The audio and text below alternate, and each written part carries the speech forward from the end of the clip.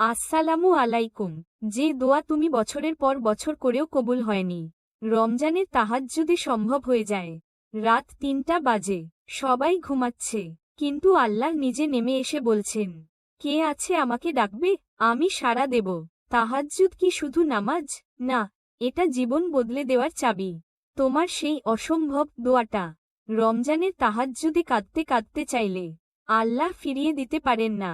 রমজানের তাহাজ্জুদে যে দোয়া করো, সেটা তীরের মতো লক্ষ্যভেদ করে। কবুল না হওয়ার কোনো সম্ভাবনাই নেই। বিয়ে, চাকরি, সন্তান, ঋণ মুক্তি, যা চাও রমজানের শেষ রাতের তাহাজ্জুদে চাও।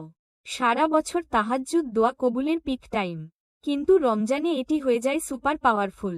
রাতের শেষ তৃতীয়াংশের আল্লাহর নৈকট্য। রমজানের রহমতের মাস।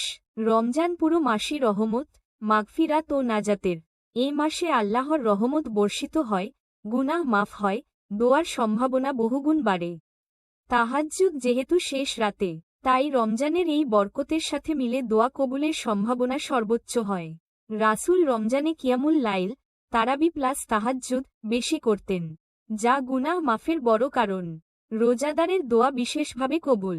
রমজানে সারাদিন রোজা রাখার কারণে হৃদয় নরম, ইখলাস বেশি, পাপ কম। রোজাদারের দোয়া ফিরিয়ে দেওয়া হয় না, বিশেষ করে ইফতারের আগে। রমজানে সারাদিন রোজা রাখার কারণে হৃদয় নরম, পাপ কম, ইখলাস বেশি। তাহাজ্জুদে যখন রোজাদার উঠে দোয়া করে, তখন দুটো শক্তিশালী সময় মিলে যায়। রোজার ফজিলত শেষ রাতের নৈকট্য। রমজানে নফলের সওয়াব ফরজের সমান। ফরজের সওয়াব ৭০ গুণ বা তার বেশি। তাহাজ্জুদ নফল হলেও রমজানে এর মর্যাদা আকাশছোঁয়া। শয়তান শিকলবদ্ধ, দোয়ায় বিঘ্ন কম। রাসূল বলেন, রমজানে শয়তান শিকলবদ্ধ থাকে, ফলে মনোযোগ ছিন্ন হয় না। ওয়াসওয়াসা কম, দোয়ায় গভীরতা বেশি। অন্য সময় শয়তান দোয়ার মাঝে বাধা দেয়, রমজানে সেটা অনেক কম। রমজান সমান রহমত, মাগফিরাত ও নাজাতের মাস।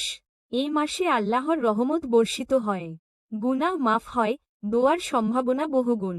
তাহাজ্জুদ তারাবি মিলিয়ে কিয়ামুল লাইল। রাসূল নিজে রমজানে এটি বেশি করতেন। কেন এটি জীবনের মোড় ঘুরিয়ে দেয়? তাহাজ্জুদ শুধু দোয়া নয়, এটা আল্লাহর সাথে গভীর একান্ত সম্পর্ক তৈরি করে। রমজানে যখন এটা নিয়মিত করা হয়, হৃদয়ের পরিবর্তন। সেজদায় কাঁদতে কাঁদতে দোয়া করলে আল্লাহ হৃদয়ের গভীরতম ডাক শোনেন। অনেকে বলেন, দীর্ঘদিনের অসম্ভব সমস্যা, বিয়ে, চাকরি, সন্তান, ঋণ, রোগ, মানসিক অশান্তি, হঠাৎ সমাধান হয়। ঈমানের শক্তি বাড়ে।